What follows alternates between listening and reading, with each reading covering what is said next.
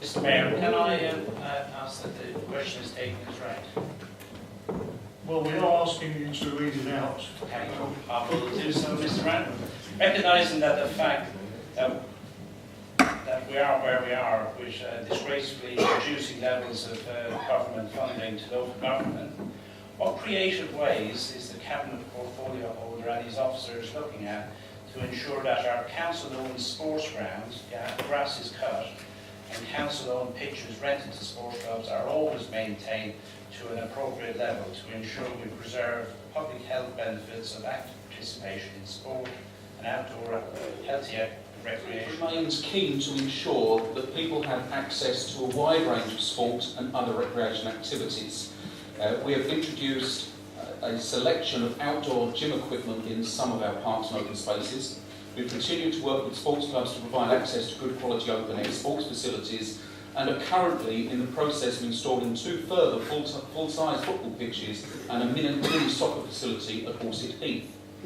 Of course, the financial restrictions placed upon local authorities mean that we have to continually look to new and different ways to deliver our services. A simple example for the kind of services that Martin asked is to look at football pitches. So whilst we will continue to cut and prepare pitches, they will not be prepared to the same standard that people are now used to. They will of course be safe, the lines will be painted, the grass will be cut, but perhaps it won't be as short or as manicured as people have grown used to. For other sports, we will work with clubs to help them move to self-management, particularly for those sports that need the most intensive maintenance. I'm thinking of things such as bowls and cricket. Very often clubs have the ability to access funding opportunities that are simply not available to councils. And in these instances, we want to be working with clubs to provide the support that they need to be successful in bids for funding. Mr. Mayor, the coming budget round is undoubtedly the most difficult that the council has ever faced. So we will continue to work with officers to ensure that our open spaces are maintained to the highest possible standards given the very limited funding that we have available to us.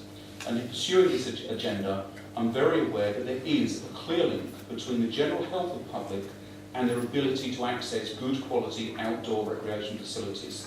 And this understanding will help us to shape our future maintenance arrangements.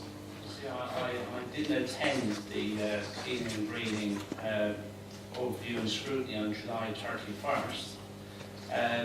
I mean, I don't give succor to the words going to hell on a handcart, but actually we need to listen to budget sheets and particularly the proposals put to that particular overview and scrutiny committee seem to suggest that sport, maintenance of the sports ground was stopped altogether. I mean, I have a very, a friend of mine, it's not in this borough, but in a neighbouring borough, where an appropriately, supposedly safe ground would, he put his foot down in a divot and broke his leg. Now, I know injuries happen in sport, but I would just ask that all members, would actually start a lobbying campaign for our sports clubs. Thank you, Mr. Is there a question? Was there a The question? question was, notwithstanding the central government's, cut in finance,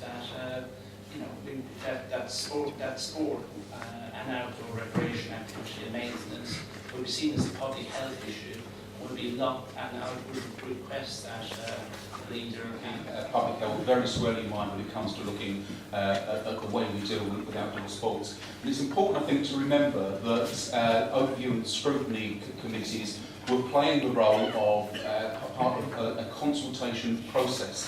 So the proposals that were seen weren't a finished article, they were there for comment.